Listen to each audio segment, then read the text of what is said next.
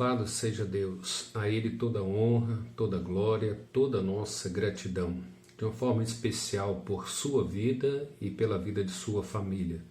Toda essa dedicação que nós temos empenhado é para que você cresça, para que você seja uma bênção para a sua família e também uma bênção para as nossas igrejas e para as demais famílias da terra.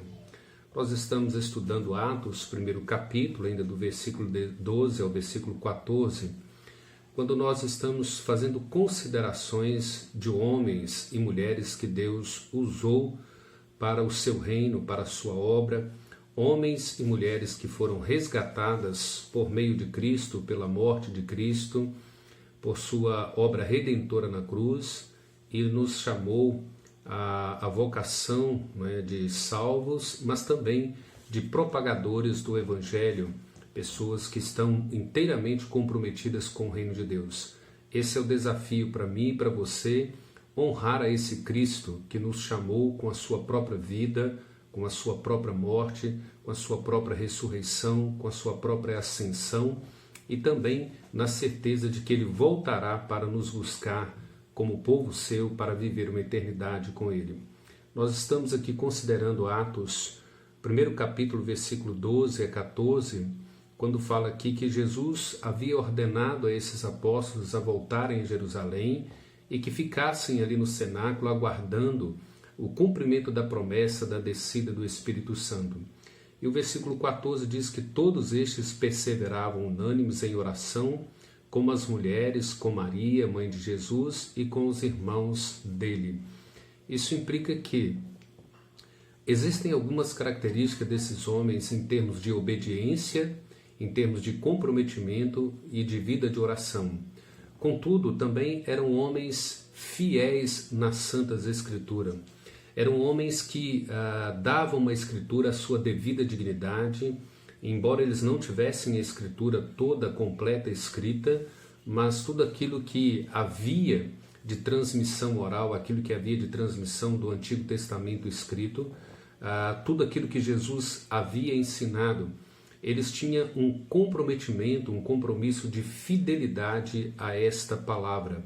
Vejam que Pedro, embora ele estivesse ali orando enquanto estava no cenáculo, aguardando a descida do Espírito Santo, contudo, logo de imediato, no capítulo 2, quando ele faz o seu sermão com respeito à profecia da pessoa de Cristo, a sua morte, como ele havia sido crucificado por determinação, por presciência e determinação de Deus, conforme ele diz em Atos 2:23, mostrando que ele não somente tinha uma vida de oração, mas ele também tinha uma vida de conhecimento das Escrituras.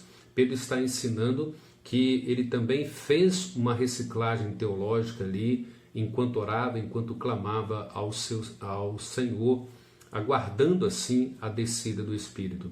Essa exposição de Pedro no capítulo 2 trata de todas as doutrinas com respeito à obra redentora de Cristo, fala dele como sofredor, fala dele como promessa, fala dele como alguém que foi levado à cruz por um plano, por um projeto de Deus que havia sido determinado por esse Deus. Contudo, ele também descreve que o homem é responsável por sua morte ou pela morte de Cristo. Vocês o crucificaram, vocês mataram o autor da vida. Contudo, além de serem fiéis às Escrituras, esses apóstolos, especialmente Pedro e os demais, eles também eram testemunhas fiéis ao Senhor. Eles falavam de tudo ou sobre tudo o que ouviram e sobre aquilo que viram. Vejam que o compromisso da testemunha é exatamente transmitir aquilo que ouve e aquilo que vê diante da circunstância. E essas testemunhas de Cristo foram pessoas que conviveram com Cristo durante 3 anos, em um ministério de treinamento, de ensinamento. E o que eles diziam era exatamente o que eles haviam ouvido de Cristo, aquilo que eles testemunharam com os próprios olhos a respeito da pessoa de Cristo. É importante também entender e afirmar que a fé desses apóstolos é fundamentada, é solidificada em eventos históricos. Vejam bem, eles não estão aqui enfatizando, buscando ênfase de sinais, de prodígios, milagres e curas, mas o fundamento da fé apostólica é exatamente os eventos históricos. Se você observar, estão ali desde o nascimento de Cristo, o sofrimento de Cristo, a humilhação de Cristo, a morte de Cristo, a ressurreição de Cristo, a ascensão de Cristo e a promessa do retorno de Cristo. Então vejam bem, uma fé bem fundamentada, ela é solidificada nos eventos históricos da Escritura. Contudo, em momento algum, nós descartamos toda a importância das questões doutrinárias com respeito à pessoa de Cristo, à cruz de Cristo, à sua ascensão, o seu retorno. É verdade que a própria Escritura, nos seus eventos históricos, são cumprimentos das profecias de Deus, e cada evento desse tem a sua própria teologia, tem a sua própria característica, mostrando a veracidade de como o Evangelho deve ser crido, de como que o Evangelho é autêntico. Então todos aqueles acontecimentos faziam desses apóstolos testemunhas fiéis, né? Eles sabiam do que estavam falando e a respeito do que falavam. Vejam bem, isso não anula a importância de que nós, na nossa geração, nós devemos conhecer o Evangelho. Nós devemos ser pessoas que dominam esse Evangelho, que acreditam nisso que os apóstolos estão dizendo. Vejam bem, se eles, como testemunhas fiéis, viram e ouviram, creram e pregaram e ensinaram, portanto, Paulo fala dos apóstolos como o fundamento dessa fé, lançando, né, o fundamento do qual é Jesus Cristo, a pedra angular. Então vejam bem, todos esses ensinamentos, eles devem nortear a nossa mente, o nosso coração, para que nós também tenhamos esse pleno conhecimento, nós tenhamos esse comprometimento de obediência à palavra de Deus, para sermos testemunhas fiéis, notificando, proclamando ao mundo a veracidade desse Evangelho, anunciando esse Evangelho, a razão pela qual Cristo veio, por qual ele sofreu, porque ele morreu, porque ele ressuscitou, porque ele foi assunto aos céus e porque ele há de voltar.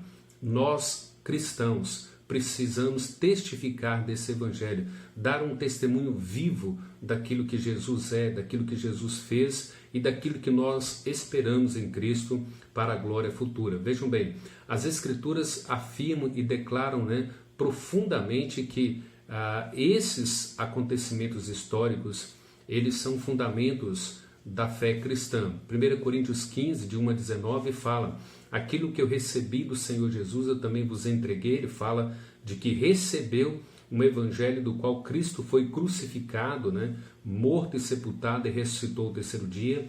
Ele fala da veracidade da ressurreição de Cristo. Se Cristo não ressuscitou, a nossa esperança é vã.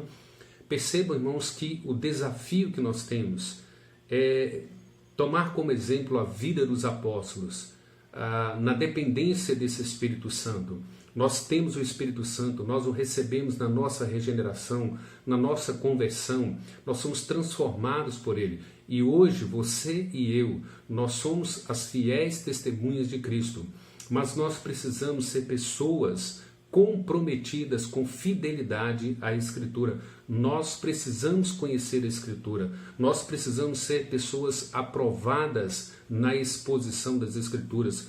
Nós temos que ser pessoas que, de fato, dominam a Escritura para pregar, para anunciar, para que as pessoas percebam que nós vivemos aquilo que pregamos, que aquilo que pregamos, que aquilo que anunciamos faz parte da nossa vida, faz parte do nosso ser, da nossa fé sustentável, solidificada em fatos históricos que são testáveis, que são incontestáveis, que devem ser cridos com base em toda a veracidade dessas histórias, dos fatos históricos que Cristo realizou, do que Cristo espera que nós venhamos propagar como seu Evangelho.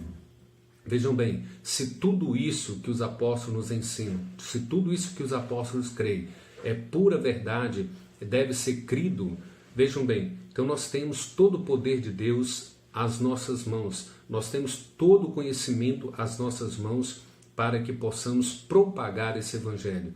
E assim, importa que você e eu sejamos dedicados no estudo, no esmero, no aprendizado da palavra. Vejam bem, todo esse evento ou todos os eventos históricos, as narrativas com respeito à vida de Cristo, é que transformaram a vida desses apóstolos, que impactaram a vida dos apóstolos e fizeram com que esses apóstolos, que agora o restante da vida deles foi dedicado tão somente a esse Cristo, ao Evangelho, ao anúncio de um Cristo crucificado, ao anúncio da esperança da volta desse Cristo que haveria de buscar a sua igreja. Vejam bem, a vida deles foi impactada, transformada por esse Evangelho, de modo que todo o resto da vida deles, eles gastaram vivendo para Jesus Cristo, vivendo para o Evangelho, e assim então decidiram dar a sua vida. Importa obedecer a Deus e não a homens. Assim como Pedro outrora havia negado a Cristo, agora está pregando sobre esse Cristo crucificado, dizendo que ele era o autor da vida e apontando o dedo para os judeus, dizendo: vocês mataram o autor da vida. É Pedro que vai dizer: importa obedecer a Deus e não a homens. Vejam que todo esse evangelho, todos esses fatos históricos a respeito de Cristo, todas essas doutrinas com respeito a Cristo, fizeram desses apóstolos homens fiéis à Escritura, fizeram deles testemunhas fiéis, prontas a morrerem para a propagação do Evangelho, para o anúncio da verdade de Cristo. Esse é o grande desafio que nós temos, essa é a grande motivação que nós temos, pegar esses homens como modelo, como exemplos e realmente viver para a glória de Cristo, para a glória do Senhor Deus. Deus assim o abençoe. Esse é o desejo do nosso coração, que ao olhar para o livro de Atos nós possamos ser impactados, ter uma vida totalmente transformada para viver toda a nossa vida para o inteiro agrado do nosso Senhor e Salvador Jesus Cristo. Deus o abençoe. Que Deus assim conceda graça a você e a toda a sua família. Um abraço a todos e até mais.